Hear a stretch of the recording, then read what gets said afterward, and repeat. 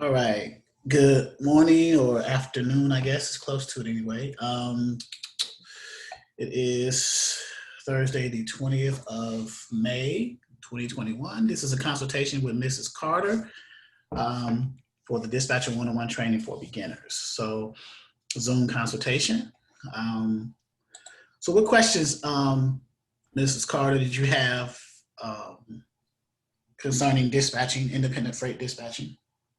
Okay, so unfortunately, before I found you on YouTube, I had signed up for someone else's course and they just gave you I guess the framework, just basics. So I did a lot of research and I just had a couple of questions that I wanted to ask. So first, if I was to only purchase one load board to start, would you suggest to just get one or two? Because I see you use 123 load board a lot, but I guess that is like the most popular. Yeah, it's most popular and it's user friendly. So let me go to our load boards section in here to show you. We have about 7 or 8 load boards in our training, and then select 123 load board. And the reason why we use this one as a training tool, it's easy for the beginning students, members to follow, and it has different various features that you can utilize, like backhaul features and things like that. So that's why we use it a lot. But the top 3 load boards that I suggest are 123, the premium version of 123, a flavor of DAT, D-A-T, which is dial a truck.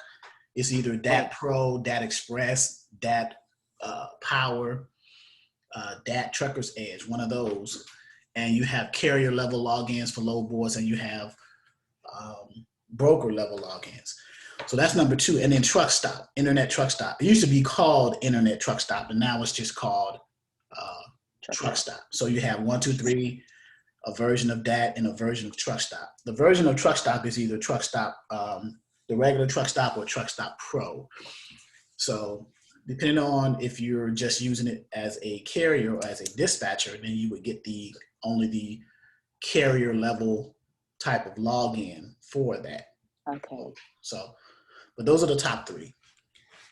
Okay. Thank you. I have a question as far as backhauling, because my concern is I don't want to set someone up too early and then they have an issue and then they're locked in or they'll be late for their next load. So should I wait until they're empty or almost empty before I start looking up? So I don't want to be behind either. Well, you want to, so as far as backhaul, finding the next load, once you get them there, book them their first load and they pick that load up at the receiver, then you should be working on their next load when they become empty as far as backhaul. Because once they pick it up, according to the rate confirmation, when the load is going to deliver. So you can be pre-planning days out. So let's say I got a load today, Thursday, I picked the load up for you, you're my dispatcher, and it don't deliver until like the following Monday. So once I pick it up today, you got the whole weekend to try to find a load for me on Monday, because I'm busy driving, making my way to the destination, to the receiver to deliver. So, and you're busy finding that next load for me. So. And usually when you're looking for the next load, is there usually like space for like traffic or any issues, or if they're backed up, getting unloaded or loaded? Right, and the driver, and that's where the whole concept of communication between the driver and the dispatcher comes in. Anything that happens that a driver is going to be held up under, such as scenarios like that, they should try to contact the broker, but also if they have a dispatcher, let the dispatcher know that, so they can contact the broker, and the broker can make provisions. They can call their customer and say, hey, our driver's going to be a little bit late. We may need to push this an extra few hours or maybe to the next business day or something like that. So communication is always key. Gotcha. Okay, thank you. Okay, another question. Now I guess some owner operators only go to certain states and some are interstate. Is there a way to check other than seeing like the interstate on Safer? So if they only go to one. Right. So what you're referring to is the type of, like if they're permitted. Right. So if they have an intrastate or an interstate type of authority. Right. So if the owner operator just has a DOT and not an MC authority, then that usually means that they are intrastate and they can only run within the state, their domicile state where they live. Gotcha. If they have an MC authority, that means they can cross state lines over the road. Okay. Another question. For this 123 load board, do they give you the broker's credit score? Because I know that does, but I never. They do. So 123 load board, Okay. which we're in now. Where are you located? What's the major city and state that you're located? I'm in Pittsburgh, Pennsylvania. Okay, so you're in the Steel City. Okay, Pittsburgh, PA, and let's say 100-mile radius. So I'm assuming you've used load boards before. Yeah, just clicking around. Yeah. Okay, so we'll select the drive-in going anywhere, US, not Canada. We'll hit search, and we're going to come up with some loads, 334 loads. I'm going to put them in order of posted rates, highest to lowest. So we got 4,800, so. So if you open up a specific one, under the company's information, it shows their credit rating and credit, trans credit, they're 94. Anything 92 or above is pretty good for a broker.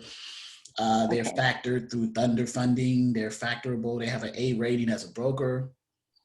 So it shows it there. And you can click to go to FMCSA to check out and SAFER to check out their MC number, DOT number, stuff like that. So yeah, it does, to answer your question, it does provide the credit score, their DTP, which is their days to pay, 31 to 36 days, the credit score 94, which is an A rating, the age of the particular load that is posted on the load board. It's been up here for 8 hours, so they probably need to move that load.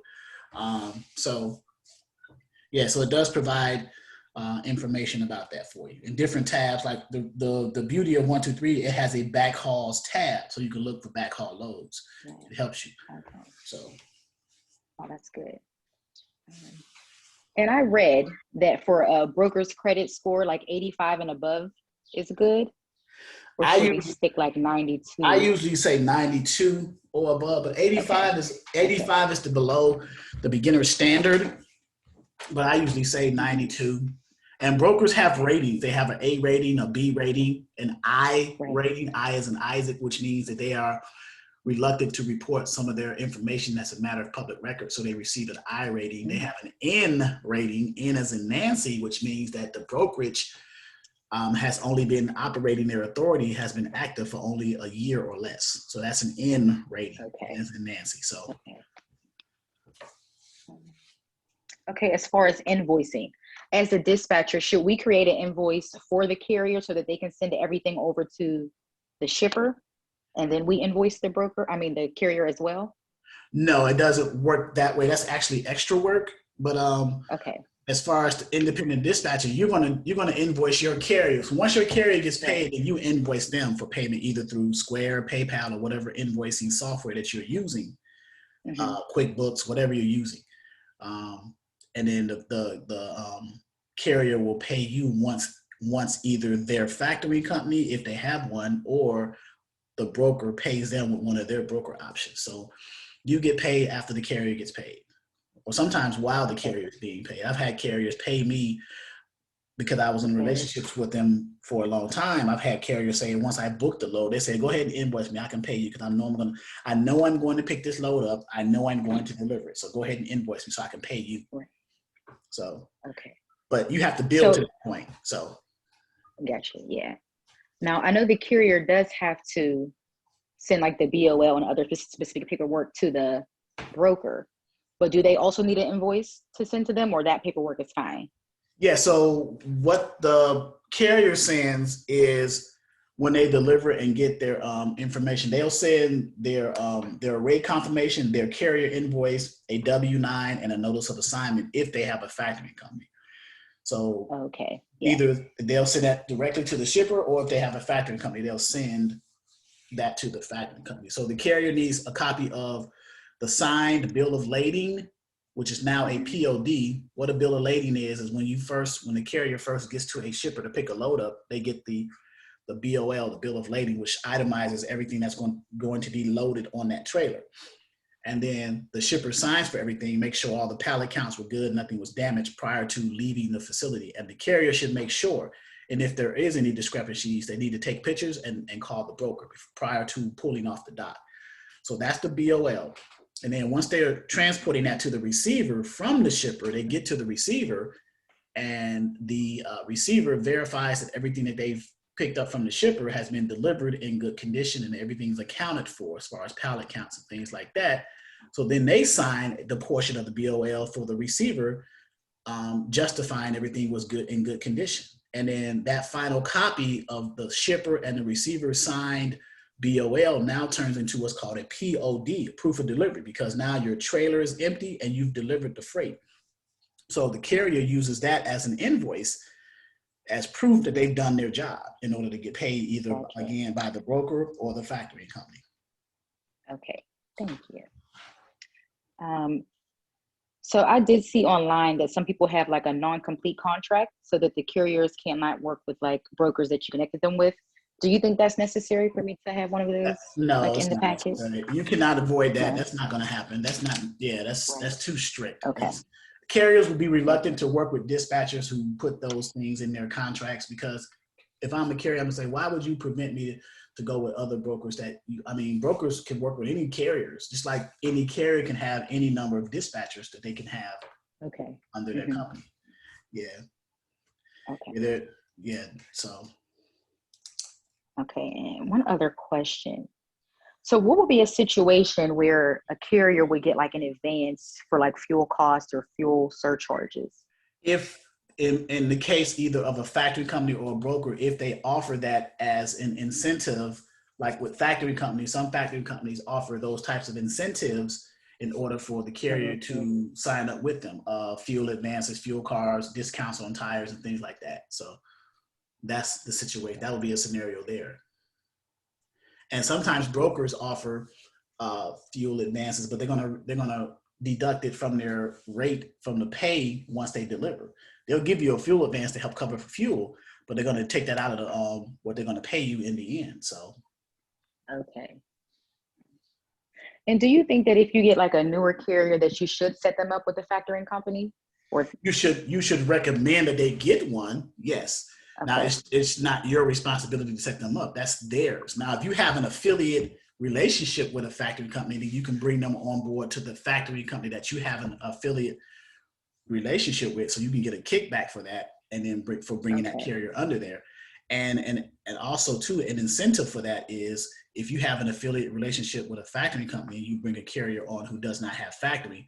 Once the carrier sends the invoicing and the things that they need, the paperwork in to be paid through the factory company also will pay you, the dispatcher, at the same time.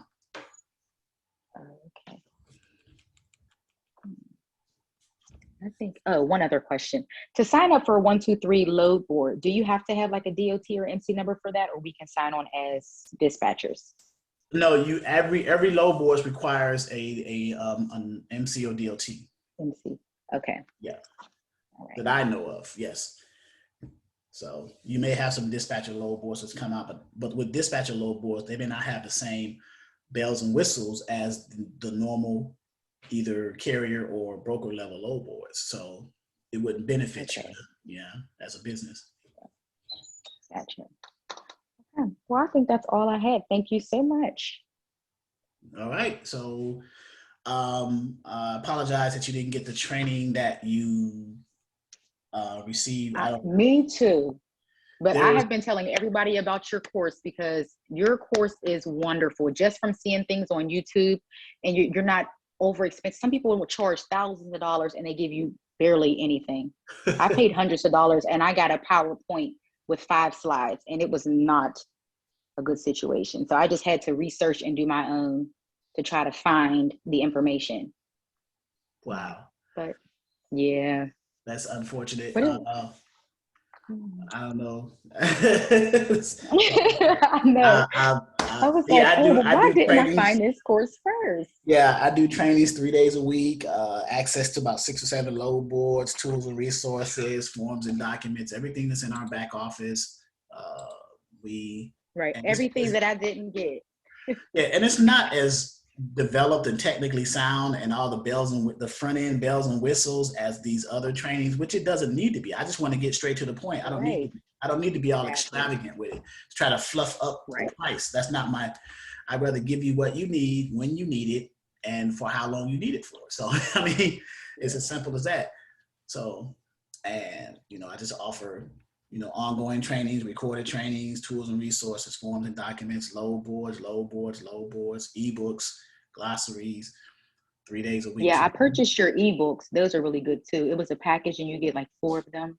Yeah, 4 for 1, 3 for 1. Yeah. Yeah. Yeah, it has a lot of information too. So. Yeah. Like I think I'm ready to start, but I think I'm still going to sign up for so that I can have access to everything just to make sure. Because if I don't, then I'll have to wait until I get a carrier to be able to access the load boards. Right. That's a good point. Yeah. Yeah. And that's true. Yeah. Okay. So. All right. Well, thank you so much, and I appreciate all the information. No problem. No problem. You got, this is my cell number. You have my email.